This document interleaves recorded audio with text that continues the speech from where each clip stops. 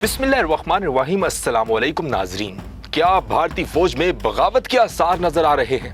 क्या lieutenant general DS Rana ने raw की राजदारी पर वार कर दिया? क्यों भारतीय डिफेंस इंटेलिजेंस एजेंसी के सरबराह काला पानी जलावतन हुआ? क्या भारतीय फौज मोदी के झूठे ऑपरेशन से तंग आ चुकी है? क्या भारत की खुफिया एजेंसियां मोदी सरकार के हाथों इस्तेमाल हो रही हैं? लेफ्टिनेंट जनरल DS राणा, भारतीय डिफेंस इंटेलिजेंस एजेंसी का ताकतवर तरीन अफसर, अचानक ओहदे से हटा दिया जाता है और भेज दिया जाता है अंडमान निकोबार। जी हाँ, वही बदनामे जमाना काला पानी।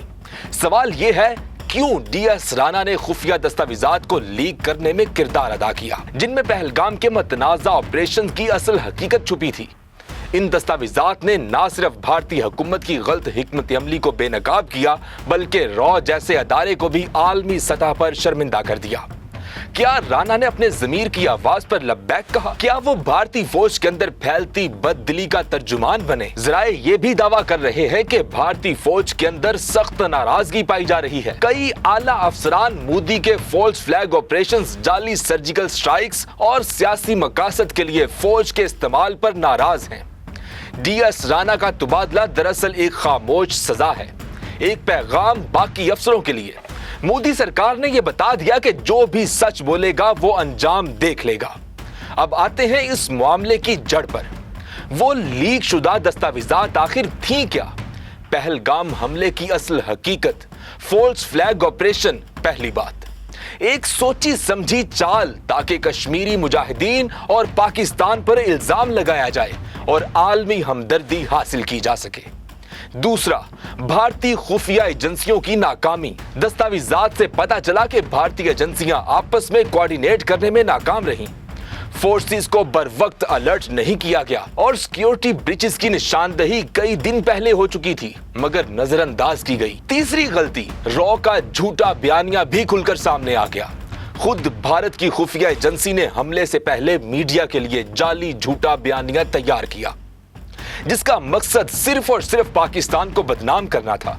गैर मुकामियों को कश्मीर में बसाने की पॉलिसी, मोदी की चौथी और संगीन तरीन गलती, हिंदू बरादरी के हजारों अफराद को भारत के मुख्तलिफ हिस्सों से लाकर कश्मीर में बसाया गया। ये मोदी की सबसे बड़ी सियासी गलती बन गई।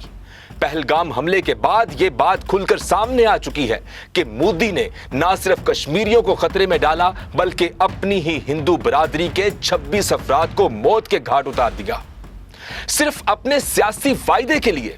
यानी मोदी हिंदुओं का भी वफादार नहीं, वो सिर्फ एक चीज चाहता है, वो है ताकत, पावर। नरेंद्र दामोदर दास मोदी इक़्तिदार की हवस में किसी भी हद से गुजर सकता है, हत्ता कि अपने ही लोगों के खून से होली खेलकर अपनी ताकत कायम रखना चाहता है।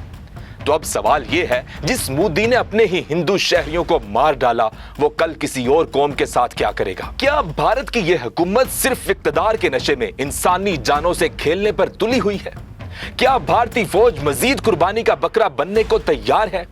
और सबसे बड़ा सवाल, क्या मोदी सरकार अपने सच से ही टूटने वाली है? ये खेल अब लंबा नहीं चलेगा। सच बोलने वाले एक एक होकर खड़े हो रहे हैं और मोदी अब मुंह छुपाता फिर रहा है। सच की जंग अभी बाकी है। चैनल को सब्सक्राइब करें, आवाज बने, क्योंकि खामोशी का मतलब जुल्म का साथ देना है।